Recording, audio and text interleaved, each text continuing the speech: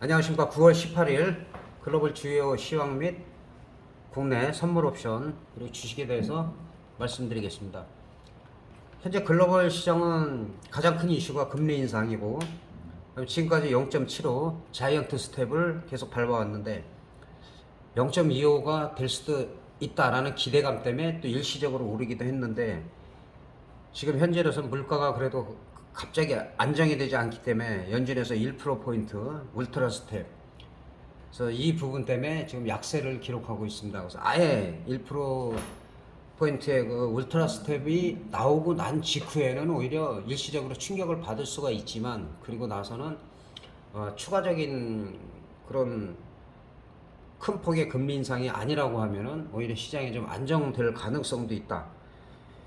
그리고 이제 우리나라도 지금 1399원까지 1400원에서 이런 모자른 초유의 지금 환율을 기록하고 있는데, 중국이나 지금 일본 같은 경우는 고의적으로 지금 금리 인상을 하지 않고 있어요. 특히 일본 같은 경우는 오랫동안 제로 금리를 유지하고, 만약에 금리를 올리게 되면 일본 같은 경우는 더 심각해질 수가 있기 때문에 채무 초과가 발생하고 중앙은행의 신용도가 하락을 하고, 그러다 보면 심각한 통화 폭락이 올 수가 있기 때문에 오히려 제로 금리를 유지하고 있고, 중국 같은 경우도 위안화 약세 기조를 계속 유지하고 있습니다. 포치가 7 위안을 돌파하는 건데, 만약에 금리가 중국 같은 게 올라갔을 때는 미국의 그 관세 충격이 더 크기 때문에 오히려 수출품 가격을 낮춰가지고 관세 폭탄을 피하기 위해서 위안화 절하 전략을 쓰고 있고, 그래서 우리가 지금 1,400원 가까이 가지만 다른 나라에 비해서 그래도 원화 가치가 너무 낮은 건 아니다. 그래서 그런 부분 때문에 다른 때 같으면 1,400원 올라가면 우리 시장은 거의 붕괴되는데, 그런 식으로 지금 유지가 되고 있는 상태입니다. 그리고 지금 다우지수 같은 경우는 금요일 날 밑거리가 살짝 달렸어요. 달렸는데 월요일 우리나라 저기로 화요일 정도 22일 새벽 정도 되면은 금리 인상 폭이 결정이 되는데, 그러니까 아예 1%를 올렸을 때 그 충격을 받고 또 밑거리가 바로 달릴 수도 있어요. 이런 식으로 달려갖고 또 어느 정도 상승이 할 수 있는데, 이 부분은 지난번에도 말씀드렸지만은 불마켓이 아니다. 베어마켓, 하락장에서의 그냥 랠리일 뿐이었다.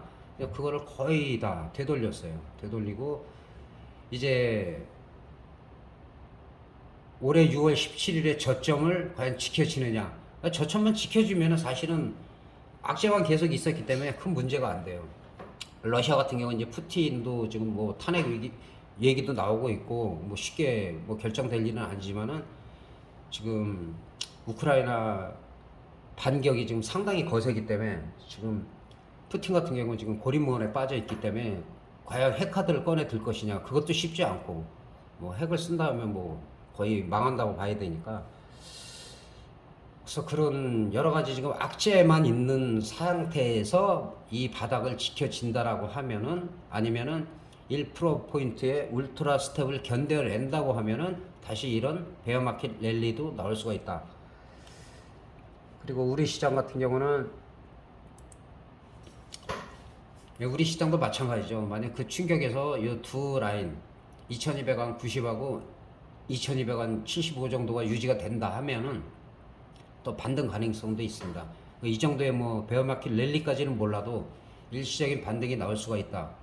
그러나 다음 주에 만약에 충격에서 어느 정도 올라가더라도 지금 이 지지선이었던 2420 정도 위로 올라가야지, 2450 이상이 올라가야지만이 전 고점인 2545 이상 갈 수가 있다. 일단은 여기가 돌파되고, 오래전부터 얘기한 이 라인들을 다 돌파해야지만 상승 추세로 전환이 될 수가 있지만, 이 물가 인상이나 이런 국제 유가 여러 가지 환율 문제 이런 것들이 한꺼번에 해소되기는 힘들어요. 그래서 어느 정도 호재가 나오기를 좀 기대를 하고 있는 상황이고, 그래서 일단은 다음 주에 연준의 금리 인상 폭, 그 이후에 파장, 아니면은 아 이제 나올 거 다 나왔다 해갖고 좀 안정을 찾을지 다음 주 한 월화 정도는 좀 주의해서 매매를 하시는 게 좋을 것 같습니다.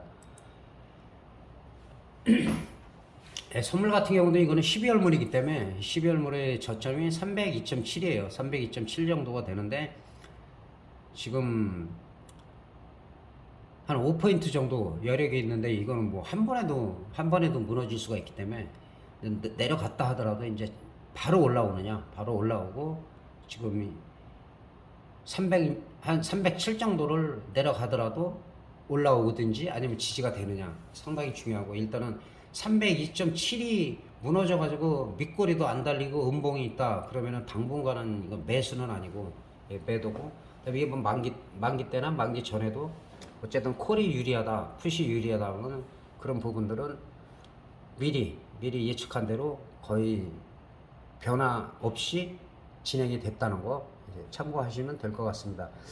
그리고 옵션 같은 경우는 이제 파생하시는 분들이 조금씩 계속 늘고 있어요. 늘고 있는데 지금은 사실은 늘 말씀드리지만 만기 끝나고 얼마 안 돼 갖고는 아직까지는 가격이 비싸기 때문에 가격이 한 그 5점대 후반에서 6점대를 유지하고 있기 때문에 이게 변동성이 커질 때는 한 3점대로 등 가격이 변했을 때 그때가 좀 터질 가능성이 있다. 그리고 지금으로서는 콜옵션 같은 경우는 한 320 정도 등 가격에서 5호가 정도까지는 당일 매매를 해도 무관하지만 지금은 오버나잇이나 이런 거는 양매도 해갖고 프리미엄을 죽이는 상태이기 때문에 양매수나 오버나잇을 할 단계는 아니다. 그리고 풋옵션도 마찬가지로 풋옵션도 워낙 악재만 계속 있었기 때문에 엄청나게 뭐 폭등을 하고 그런 게 거의 없기 때문에 지금으로 봐서는 한 290 정도, 290이나 287.5도 괜찮은데 당일 매매로다가 국한하는 것이 좋다. 그래서 지금 옵션은 적극적으로 매수할 때는 아니다. 외국인의 기관은 자금력이 충분하니까 개인은 그 매도가 손실이 무한되기 때문에 제한을 두지만은 자금력이 풍부한 외국인이나 기관들은 거의 양매도를 때리는 거 아실 거예요. 그래서 리스크 관리도 하고 그 사람들이 여차하면 또 해지 다 들어가고 하니까 이제 개인들이 문제가 되는 것이고 그래서 옵션 같은 경우는 당일 매매로 갑자기 막 크게 터지고 하기는 쉽지가 않으니까 그래서 내가 수익을 충분히 올렸을 때 그럴 때는 수익금 일부를 오버나잇 해도 상관이 없고 그리고 일부는 그 다음날 바로 밀린다 싶으면 해지를 들어가는 게 리스크 관리의 가장 좋은 방법입니다. 주식 같은 경우도 지금 워낙 뭐 분위기가 안 좋기 때문에 몇 종목만 살펴보겠습니다. 삼성전자도 지금 거의 7월 4일 저점인 55,700원, 55,700원에서 지금 여기서 살짝 이탈했다가 지금 반등이 나오고 있어요. 그러니까 일단은 56,000원 위에서 놀아야 돼. 1차적으로. 이 위에서 놀면 그 다음에는 이제 뭐 6만원 정도까지 갈 수 있는데 추세를 갖다가 완전히 돌파하려면은 최선 되고 한 61,000원, 62,000원 이상 가서 더 이상 밀리지 않고 분위기가 괜찮다. 그랬을 땐 또 갑자기 급등이 나올 수도 있어요. 근데 지금 상황으로 뭐 반도체도 워낙 안 좋고 여러 가지 부품이나 또 우리나라가 또 삼성전자 같은 경우는 다른 나라의 견제를 워낙 심하게 받고 있기 때문에 가격 경쟁력이나 제품 경쟁력 그런 부분에서 또 새로운 획기적인 또 어떤 뭐 연구를 하고 있고 그다음에 또 투자도 해야 되고 하기 때문에 그런 부분에서 좀 시간이 좀 더 걸릴 것 같아요. 삼성전자 같은 경우는 뭐 제가 볼 때 여기서 조금 더 빠진다고 해도 워낙 액면 분할을 했고 액면 분할을 한 상태에서 주식수도 많이 늘어났고 우리나라 대표주기 때문에 뭐 크게 우려할 바는 아니에요. 그러나 늘 말씀드리지만은 지금은 한 번에 살 때는 아니라고 제가 계속 말씀드렸어요. 나눠서 조금씩 해서 아예 내년 뭐 6개월이나 1년을 보고 산다. 그러면 그 이전에 충분히 수익 구조로다가 돌릴 수가 있다는 거 그렇게 말씀드릴 수가 있겠습니다. 그 다음에 이제 대한항공 같은 경우도 많이 빠졌었죠. 많이 32,550원에서 지금 상당히 많이 빠졌었는데 지금 자리는 반등을 상당히 시도를 지금 하고 있어요. 계속 하고 있는데 지금 박스권이죠. 이 박스권을 일단은 뚫어야 돼요. 그러면 2만 7천 원이 일단은 넘어가야 돼요. 넘어가서 분위기가 좀 살고 좀 글로벌 시장도 좋아지고 하면은 또 충분히 올라갈 여력이 있다. 예를 들어서 뭐 일단은 2만 9천 원 정도, 2만 9천 원, 3만 원 정도. 그 다음에 이제 뭐 3만 2천 원, 3천 원. 이 정도로 보면서 매매를 하시되 아직까지도 뭐 비중을 많이 실을 단계는 아니다. 3만 원 이상에서 분위기 2만 8천 원이나 최소한 2만 7천 원 돌파하는 거 보고 사도 늦지 않아요. 예, 그 다음에 현대차 같은 경우는 요즘같이 분위기가 안 좋은데, 지난번도 뭐 이 자리, 이 밑에서도 여기를 돌파하면은 이게 저항선이 되기 때문에 저항선에서 하락을 하더라도 지지가 됐기 때문에 또 추가 상승하고, 여기서는 거의, 여기서 밀리면 거의 쌍봉이 되겠죠. 쌍봉이 돼서 좀 더 밀릴 수는 있는데, 이 자리를 돌파한다면 20만 3,500원을 돌파한다면 또 의외로 괜찮을 수도 있어요. 그리고 지금 상태로는 조금 더 횡보 조정도 나올 수가 있어요. 조금 더 횡보 조정이 나올 수가 있지만, 그래도 요즘 같이 안 좋은 시기에는 현대차 지난번부터 말씀드렸듯이 2차 전지라든지 뭐 배터리 쪽이라든지 그다음에 전기차라든지 뭐 AI 쪽, 이쪽이 그 중장기로 보면 더 유망하기 때문에 그런 쪽으로 연구를 하시고 분석을 하시면 좋을 것 같습니다. 그리고 이 어려운 시기에 진짜 작년 재작년에 카카오를 제가 해서 뭐 거의 상당히 많이 올라갔죠. 그때 100% 이상 충분히 저점부터 얘기해서 올라갔는데, 삼천리도